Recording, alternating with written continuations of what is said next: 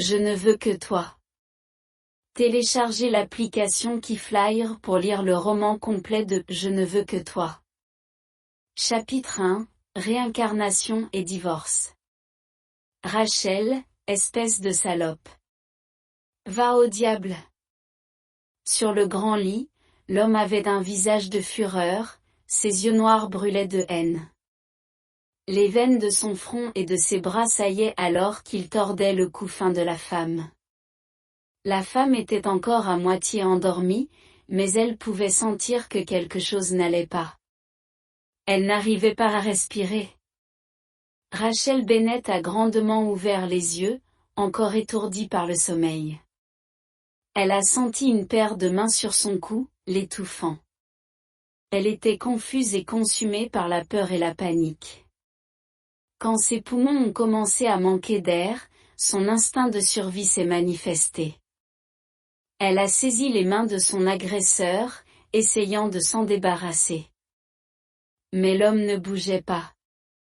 Au lieu de cela, il a intensifié la prise, une action qui a congestionné le visage de Rachel et flouté sa vision. Bam!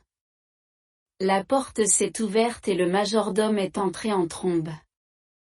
Son visage a pâli en voyant le spectacle auquel il a assisté, mais il n'a guère hésité. Il s'est précipité vers le lit et a saisi le bras de l'homme en criant « Monsieur Sullivan! Monsieur Sullivan! S'il vous plaît, lâchez-la! Vous êtes en train de la tuer! Elle mérite de mourir! » L'homme avait un regard déséquilibré et des crachats sortaient de sa bouche en même temps que ses mots. Le majordome savait qu'il ne pourrait pas arrêter physiquement l'homme, alors il s'est agenouillé près du lit et a commencé à le supplier pour la vie de Rachel. « Monsieur Sullivan, s'il vous plaît. Si vous la tuez, votre grand-mère ne pourra pas reposer en paix. » Grand-mère ? En entendant les paroles du majordome, Victor Sullivan a légèrement relâché sa prise. Rachel a saisi l'occasion d'échapper à son emprise et de s'éloigner en rampant. Le dos contre la tête de lit, elle s'est enroulée en boule, regardant Victor avec de grands yeux effrayés. Le majordome a vu dans le changement d'attitude de Victor un signe qu'il fallait continuer à pousser. « Monsieur Sullivan, soyez patient. Aujourd'hui, votre divorce sera finalisé. Vous ne la reverrez plus jamais. Épargnez sa vie pour le bien de sa mère. Sa mère qui a sauvé la vie de votre grand-mère, vous vous en souvenez? S'il vous plaît, calmez-vous. » Victor a semblé comprendre les paroles de son majordome. Il est sorti du lit, a enfilé son pyjama en silence. Quand il avait fini, il s'est retourné et a parlé, d'une voix froide comme la glace. « Je vais dire à Ivan de te faire parvenir les papiers du divorce. Signe-les et puis dégage. Je ne veux plus jamais voir ton visage. » Avec un dernier regard rempli de haine, il a quitté la pièce, suivi par le majordome. La porte a claqué derrière lui, le son blessant les oreilles de Rachel. Elle s'est couverte avec les couvertures du lit, encore sous le choc. Son visage était d'une pâleur mortelle, son cœur battait la chamade. Elle a baissé la tête et s'est vérifié le corps. Elle était complètement nue et des bleus sombres entachaient sa peau autrement impeccable. L'adrénaline qui coulait dans ses veines avait atténué la douleur jusqu'à présent. Mais quand le pire était passé, Rachel a senti que tout son corps était douloureux. Elle avait mal partout. Rachel ne pouvait pas trouver de vêtements de femme dans l'armoire. Il n'y avait que des chemises d'hommes et des costumes noirs dans l'armoire. Elle a attrapé une chemise et un pantalon de costume et les a enfilés.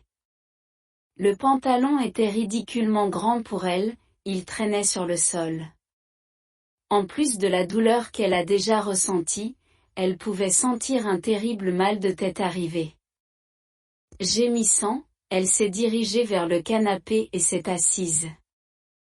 Elle a penché la tête en arrière et a fermé les yeux, envahie de souvenirs étrangers. Quelques instants plus tard, elle a rouvert les yeux. Ces souvenirs appartenaient à l'ancienne propriétaire de ce corps, la femme nommée Rachel. Après avoir calmement mis les choses au point dans son esprit, elle est finalement arrivée à deux conclusions. Elle s'est réincarnée, de Sheila Davis en Rachel Bennett. Celle qui avait habité ce corps était une fille lâche, follement amoureuse de Victor. Sa mère était tombée malade et est morte depuis un moment et son père était une ordure lamentable. Quelqu'un a frappé à la porte. Le son a sorti Rachel de ses pensées. Une voix froide est venue de l'autre côté de la porte. Puis-je entrer ? Elle a retroussé à la hâte le bas de son pantalon et s'est empressée d'ouvrir la porte. Un homme grand et d'aspect terne se tenait là, tenant une pile de papier à la main. Yvan. Rachel a rapidement cherché dans ses souvenirs et s'est souvenue du nom de l'homme. Le visage inexpressif, Yvan Chavez lui a remis les documents et un stylo. Monsieur Sullivan m'a demandé de t'escorter jusqu'à la porte dès que tu auras signé les papiers du divorce. Rachel a jeté un coup d'œil aux documents, se rappelant ce que le majordome avait dit plus tôt. Ce jour-là, c'était le 2e anniversaire de mariage de Victor et Rachel, mais il marquerait également la fin de leur mariage. Le contrat de divorce était-il préparé en moins d'1 heure ? Victor devait vraiment détester Rachel. Elle a pris le contrat et a commencé à tourner les pages, signant « Rachel Bennett » soigneusement partout où c'était nécessaire. Elle a terminé en moins de 30 secondes. « Voilà », a dit Rachel, en rendant les papiers à Yvan. Yvan l'a regardé avec étonnement, les sourcils levés. Il ne s'attendait pas à ce que ce soit si facile. Lorsque Victor lui avait demandé d'apporter les papiers, il avait dit à Yvan que si Rachel ne voulait pas le signer, il pourrait recourir à la force. « Tu ne veux pas le lire avant de poser ta signature » a dit Yvan. Rachel a levé les sourcils et a platement répondu « Non. » N'es-tu pas curieuse de savoir ce que tu vas retirer de ce divorce ? Yvan a froncé les sourcils, l'air de plus en plus confus.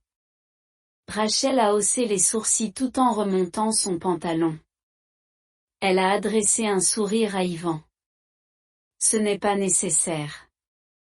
Je sais qu'il y a 2 issues possibles. Je pars d'ici soit fauché, soit endetté. Je suis sûr que Victor a constitué une équipe d'avocats exceptionnels pour travailler sur la meilleure option pour lui. Les yeux d'Yvan se sont assombris. Il a pris les papiers du divorce et a dit « Monsieur Sullivan veut juste que tu partes sans aucun de ses biens. » Eh bien, dis-lui merci de ma part. Rachel n'en avait vraiment rien à faire. La femme qui avait occupé ce corps aimait Victor, pas elle. Elle ne se souciait même pas que cet homme vive ou meure. Elle ne voulait pas d'un homme violent comme lui comme mari. Un homme qui aurait étranglé sa propre femme à mort. Elle avait une autre chance de vivre et elle avait l'intention d'en tirer le meilleur parti. Les yeux d'Yvan se sont posés sur le cou de Rachel. « Veux-tu que je t'appelle un médecin ?» Rachel était désemparée pendant un moment. Puis elle s'est souvenue des bleus autour de son cou et a levé la main pour les toucher. La sensation d'étouffement lui est revenue et elle a secoué la tête pour s'en débarrasser. « Non, merci. Je vais bien. »« Ce n'est pas si grave, » a-t-elle répondu en haussant les épaules. « Alors, fais tes bagages. » Le ton d'Yvan était redevenu normal, froid et professionnel. Elle a acquiescé et a quitté la chambre de Victor pieds nus, tout en remontant son pantalon. Elle avait un long chemin à parcourir pour atteindre sa propre chambre. Victor a tellement détesté Rachel qu'il ne voulait même pas la croiser dans le couloir, la chambre de celle-ci était donc à l'autre bout de l'immense maison. Il lui a fallu près de 2 minutes pour y arriver. À l'origine, cette chambre était un débarras, mais peu après le mariage de Rachel et Victor, Rachel avait emménagé ici. Elle a poussé la porte et a traversé l'étroite porte avec agilité. La pièce était vraiment petite. Elle ne contenait qu'un lit et une coiffeuse, les meubles étaient si proches les uns des autres qu'il n'y avait pas de place pour circuler correctement. Rachel n'avait pas grand-chose à emporter. À part ses produits cosmétiques éparpillés sur la coiffeuse et quelques vêtements, elle ne possédait quasiment rien.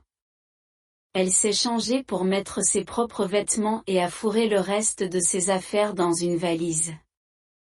Ok, je suis prête. Je pars maintenant. J'espère que je ne te reverrai jamais, Ivan. Au revoir, a dit Rachel d'une voix insouciante et froide en traînant sa valise dans le couloir. Rachel, où comptes-tu aller?